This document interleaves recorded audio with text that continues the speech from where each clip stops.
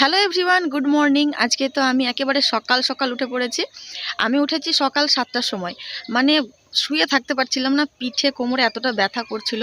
এই সময় সবার করে কিনা জানি না, তবে আমি বেশিক্ষণ শুয়ে থাকতে পারি না। সকাল হলেই মনে হয় কখন উঠবো। আর পিঠের মানে একেবারে বুকের অপোজিট সাইডটা এমন ব্যথা করে না, মানে মনে হয় যে কখন উঠবো, উঠলে বাঁচি। দম বন্ধ হয়ে যায় মনে হয় ব্যথায়। তো সেই জন্য উঠে পড়েছি। উঠে মোবাইলে চার্জ ছিল না, ফোনে একটু চার্জটা করলাম, করে বাইরে এসেছি ফোনটা নিয়ে। বাইরে এসে তো এতক্ষণে মানে আমার ওই কালকের ভ্লগটা এডিটিং করতে বাকি ছিল, তো সেটা এডিট করলাম হাঁটতে হাঁটতে কিছুটা। আর কিছুটা বাকি আছে, পরে করব। তো সেই জন্য ভাবলাম ভিডিওর এন্ট্রোটা আগে দিয়ে নিই, অনেক বেলা হয়ে যাচ্ছে। আর এই যে দেখতে পাচ্ছ, কানে একেবারে মাফলার ফাফলার পরে বেরিয়েছি। তার মানে বুঝতেই পারছো যে কতটা সকালবেলায় উঠেছি। তখন পুরো কুয়াশা কুয়াশা ছিল চারিদিকটা। ফোনে এখন মাত্র 17% চার্জ আছে। তো এখন আমি বাড়ি গিয়ে ফোনটা চার্জে বসাবো, বসিয়ে ব্রাশ ট্রাশ করবো আর একটু হাঁটাহাঁটি করবো, তারপরে আবার আসছি তোমাদের সামনে। দেখতে থাকো সম্পূর্ণ ব্লগটা। বাইরে আরও কিছুক্ষণ হাঁটাহাঁটি করার পরে বাড়িতে এসে ব্রাশ করলাম, দিয়ে মাকে বললাম দাও আজকে কী কী রান্না করবে, আমি তোমাকে তরকারি কেটে দিচ্ছি। আর আমার এঁচড় খেতে ইচ্ছে করছিল, আর এখন নাকি যা খেতে ইচ্ছে করে তাই খেতে হয়। তো মা কালকে বাজার থেকে ছোট্ট একটা এঁচড় পেয়েছিল, তাই নিয়ে এসেছিল। কেটে তো কতটুকু হয়েছে দেখতেই পেলে। আর এঁচড়ের তরকারিতে দেওয়ার জন্য এখানে আলু কেটে রেখেছি। এঁচড়গুলো তো জল দিয়ে ভিজিয়ে রেখেছি আগে থেকে, কষ বেরোনোর জন্য। আর এই দেখো এখানে একটা সবজি কেটে রেখেছি, আলু দিয়ে, বেগুন দিয়ে, ফুলকপি দিয়ে, মটরশুঁটি দিয়ে একটা সবজি হবে। তো সেই সবজিটাও কেটে রেখেছি। আর আজকে সকালে প্রথমেই ডিম দিয়ে খাওয়া শুরু করেছি, দেখতেই পাচ্ছ। অলরেডি আমি ডিমটা খেতে শুরু করেছি। আমি আজকে ভাবলাম ডিম খাওয়াটা তোমাদের সাথে শেয়ার করবো না, কিন্তু ডিমটা এতটা সফট আর সুন্দর তুলতুলে একেবারে হাফ বয়েল হয়েছিল না, তোমাদের সাথে শেয়ার করতেই হলো। তো বন্ধুরা, এখন বাজছে দুপুর 2টো। আমার স্নান করা অনেকক্ষণ হয়ে গেছে। স্নান করে খাওয়া দাওয়া করে উপরে এসে চুল শুকাচ্ছিলাম। এই তো এইমাত্র চুলটা বাঁধলাম। আর আজকে আমাদের বাড়িতে একটা দুর্ঘটনা ঘটে গেছে, তো সেটাও তোমাদের সাথে শেয়ার করছি। হয়তো দেখাতে পারবো না বা পারছি না দেখাতে, তো কিন্তু মুখে বলেই তোমাদের সাথে শেয়ার করছি। তো চলো একটু ওইদিকে যাই, গিয়ে তোমাদেরকে দেখাই আর বলি, তাহলে বুঝতে পারবে এই বিষয়টা। তো এই যে আমার পিছনে একটা খড়ের গাদা দেখতে পাচ্ছ। তো এর আগের ভিডিওতে তোমরা দেখেছিলে যে আমাদের বাড়িতে 3টে ছোট ছোট গরু আছে এখন, তাদের জন্য খড় কেনা হয়েছে। তো এইগুলো পালা দেওয়া হচ্ছিল, এরকম মানে এক জায়গায় গোছা করে রাখা হচ্ছিল। তো আমাদের এদিকে এগুলোকে খড়ের পালাই বলে। তো পালা দেওয়া হচ্ছিল, দাদু পালা দিচ্ছিল, হ্যাঁ। আর আমার ভাই খড়গুলো তুলে তুলে দিচ্ছিল উপরে। আর দাদু কিভাবে পিছাতে পিছাতে একেবারে ধারে চলে এসেছিল, দিয়ে মানে নিচে পড়ে গেছে, মানে ছাদের উপরে। দিয়ে মাথার পিছন সাইডটা একটু এতটা ফুলে গেছে। তারপরে পাটা এখানে এই কঞ্চি টঞ্চি আছে, ওতে পাটা একটু কেটে গেছিলো। দিয়ে মা আবার হসপিটালে নিয়ে গেছে। হসপিটালে নিয়ে গিয়ে তারপরে আমি মামাদেরকে, মাসিদেরকে সকলকে ফোন করেছিলাম, ওরাও নাকি আসছে। মাসি এসেছে, মাসি অলরেডি চলে এসেছে। আর মামা এখনও রাস্তায় আছে, আসছে।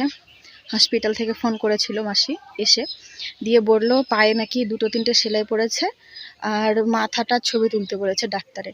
তো আমার ভাই ফোন ধরেছিল, বললো যে তাহলে মাথাটার ছবি তুলে নয় ভালো, যেহেতু ডাক্তারে বলছে সেহেতু। এখন ওরা কি করছে না করছে জানি না, বাড়ি আসবে, তারপরে আবার কি করেছে না করেছে সমস্ত কিছু তোমাদের সাথে শেয়ার করব। এই দেখো, এটা হচ্ছে খড়ের গাদা, আর এইখান থেকে এইখানটাতে পড়েছিল ছাদের উপরে। তো গাইজ, মামারা মাসিরা দাদুকে নিয়ে চলে এসছে। আমি এবার নিচে যাই।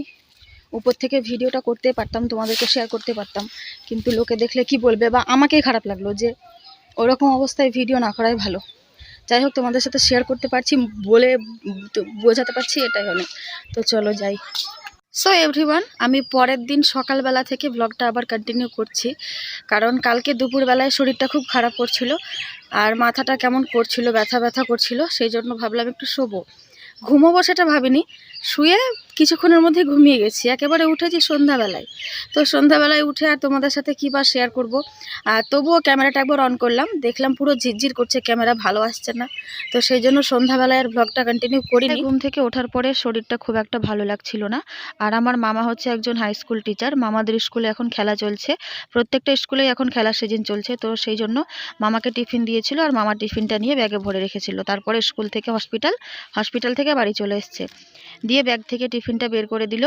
আর টিফিনের মধ্যে ছিল একটা কেক, এক প্যাকেট ভুজিয়া, আর এই তো 4 রকমের মিষ্টি। 4 রকমের মিষ্টির মধ্যে একটা লাড্ডুও ছিল, তো আমি এই লাড্ডুটা নিয়ে খেয়ে নিয়েছি। তারপরে ওষুধ খেতে বাকি ছিল। আয়রনের ট্যাবলেটটা আগে খেয়েছি, সেই জন্য আয়রনের ট্যাবলেটটা এখন খাবো না। এখন খেতে বাকি আছে যেটা, সেটা হচ্ছে ক্যালসিয়ামের ট্যাবলেটটা। তো ক্যালসিয়ামের ট্যাবলেটটা খেয়ে নিয়েছি। তারপরে এই তো তোমাদের সাথে শেয়ার করছি আজকে সকালটা। সকালবেলায় ঘুম থেকে উঠে ব্রাশ করে হরলিক্স খেয়েছি, মাদার্স হরলিক্স, আর এমনি হরলিক্স মিশিয়ে খাই, তোমরা তো জানো, এর আগের ভিডিওতে তোমাদেরকে দেখিয়েছি। তো হরলিক্স টরলিক্স খেয়ে ছাদে এসে বসে আছি, তাই জন্য ভাবলাম যে এখনই তোমাদের সাথে ব্লগটা শেয়ার করি। আর আজকের ব্লগটা কালকের ব্লগের সাথে জুড়ে, মানে আজকে সারা দিনটা আমি আর জুড়ে দেবো না, কারণ অনেক লম্বা হয়ে যাবে ব্লগটা, তোমরা বোরিং ফিল করতে পারো। আর আমার মানে ব্যাপার হচ্ছে কি বলতো, ওয়াইফাইটা আছে ওই বাড়িতে, মানে শ্বশুর বাড়িতে ওয়াইফাইটা লাগানো আছে, আর এখানে আমি এখন আছি। নেটের সমস্যার জন্য কিন্তু খুব বড় ভিডিও দিতে অসুবিধা হচ্ছে। দিনে 50-60 টাকার করে নেট খেয়ে নিচ্ছে, তো সেটা তো সম্ভব নয় আমার পক্ষে এখন, কারণ সেরকম টাকা পয়সা কিছু পাচ্ছি না, আর জীবনে টাকা ছাড়া কিছু হয়ও না। তো সেই জন্য ভাবছি যে এখন ছোট ছোট ব্লগ দেব, তারপরে ওই বাড়িতে যখন চলে যাব তখন আবার মানে বড় বড় ব্লগ, তোমরা ডেইলি ব্লগ দেখতে পারবে। আর কালকে তোমাদেরকে বলেছিলাম যে দাদু হসপিটাল থেকে আসার পরে তোমাদেরকে আপডেট দেব কি হচ্ছে না হচ্ছে। তো কালকে মামা মাসি সবাই দাদুকে নিয়ে বাড়িতে এসেছিল, তোমরা তো সেই পর্যন্ত দেখেছো। তারপরে যেটা হয়েছে, মাসি কালকে বিকেলবেলায় বাড়ি চলে গেছে, আমি ঘুমিয়েছিলাম, কখন গেছে আমি তাও জানি না। আর মামা ছিল, মামা সারা রাতটা থেকে আজকে সকালবেলায় মামা আর মা দুইজনে মিলে দাদুকে নিয়ে আবারও বহরমপুরে গেল, মানে একটু দূরে ডাক্তার দেখাতে গেল আমাদের বাড়ি থেকে।